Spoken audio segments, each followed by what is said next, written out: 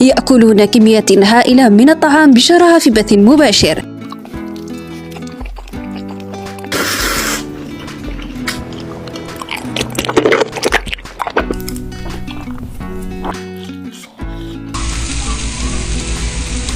في حال أنك من مستخدمي التيك توك أو الإنستغرام أو حتى اليوتيوب، فلا بد أنك شاهدت مثل هذه المقاطع. فما هو الجانب المظلم من تحديات الطعام أو الموكبانك؟ وكيف بدأ وكيف انتشر؟ ولماذا هذا النوع من المحتوى يحصد الملايين من المشاهدات؟ وكيف دمر هذا النوع من الأكل حياة الكثير من الأشخاص؟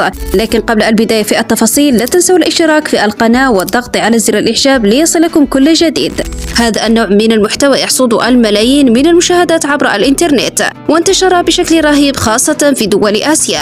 الموكبانك هو نوع من تحديات تناول الطعام بشكل كبير، وهو عبارة عن تحدي يقوم خلاله الشخص بتناول كميات هائلة من الطعام أمام الكاميرا.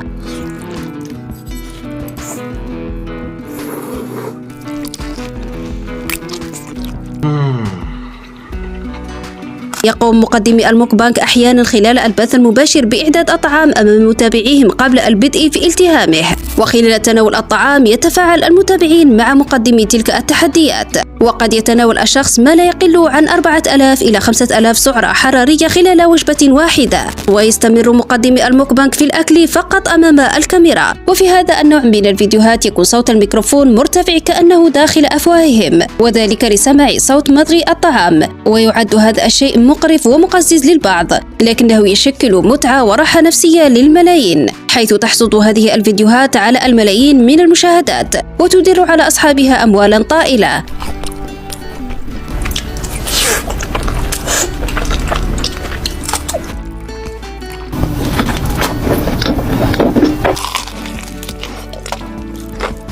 والموكبانك هو عبارة عن كلمتين، حيث تعني موك نأكل وبانك تعني بث. وانتشر هذا النوع من التحديات لأول مرة في كوريا الجنوبية في أواخر عام 2010، ثم انتقل إلى الصين والولايات المتحدة الأمريكية وأستراليا، وصولا إلى الدول العربية على رأسها مصر والسعودية والعراق عبر اليوتيوب، حيث يتناول مقدمي الموكبانك العرب أطباقا بنكهة عربية مثل الكبسة والمحاشي المتنوعة ولحم الغنم والدلمة، وتعرف هذه المقاطع إقبالا كبيرا عربيا. نعم اليوم الكبسة السعودية.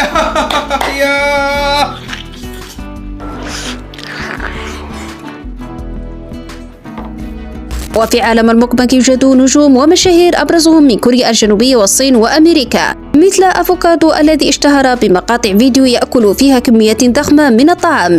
أفوكادو الذي كان وزنه عاديا، وأكثر من ذلك كان يقدم نصائح حول الطعام النباتي، ومع مرور الوقت تحول وزنه إلى هذا الشكل الضخم، وذلك بسبب هوس الشهرة والمال. وكان أفوكادو ظهر قبل أشهر بوزن نحيف، حيث فاجأ متابعيه، مما أثار العديد من الشكوك حول حقيقة فيديوهاته، حيث شكك الكثيرون أن أفوكادو كان يخدع متابعيه ولم يكن يتناول تلك الكمية الهائلة من الطعام. وبالمناسبة أنا كنت نزلت فيديو حول موضوع وزن أفوكادو، ولمشاهدة الفيديو ستجدون رابطه في صندوق الوصف. والكثير من مقدمي هذه التحديات يستفرغون الطعام بعد نهاية التصوير، أو يلجؤون إلى خداع المونتاج لخداع متابعيهم، لأنهم في الحقيقة لا يستطيعون أكل كل هذه الكمية الهائلة من الطعام، كما تفعل رنا مطر التي تعد واحدة من أشهر مقدمي تحديات الطعام في الوطن العربي. واشتهرت رنا مؤخرا بشكل كبير، حيث اتهمها الكثيرين بتزييف فيديوهاتها. وبالمناسبة أنا كنت نشرت فيديو لها على القناة، ولمشاهدته سأترك لكم رابطه في صندوق الوصف. وللأسف هذا النوع من التحديات تهدر فيه كمية الطعام بشكل غير طبيعي، كما يسبب الإفراط في تناول الطعام بهذه الطريقة إلى العديد من المخاطر الصحية كزيادة الوزن.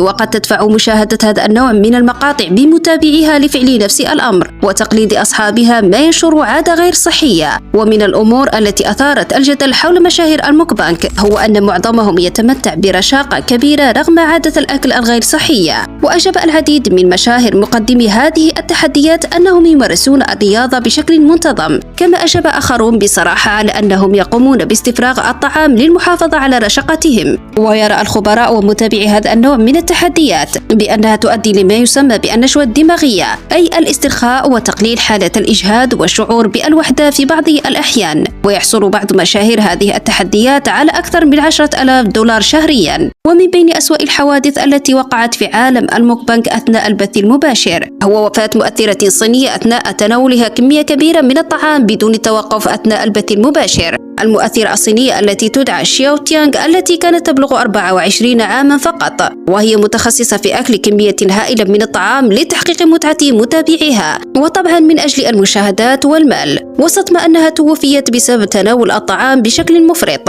وأثناء تشريح جثتها وجدوا معدتها مليئة بالطعام. وكان آخر ضحايا التحديات الموكبانج الشاب التركي إيفجان كولتور، الذي كان يبلغ من العمر 24 عاما فقط، وذلك بعد معاناته من السمنة والإفراط في تناول الطعام. وكان إيفجان كولتور اشتهر بمقاطع فيديو يتناول فيها كمية ضخمة من الطعام، خاصة على منصتي التيك توك والإنستغرام.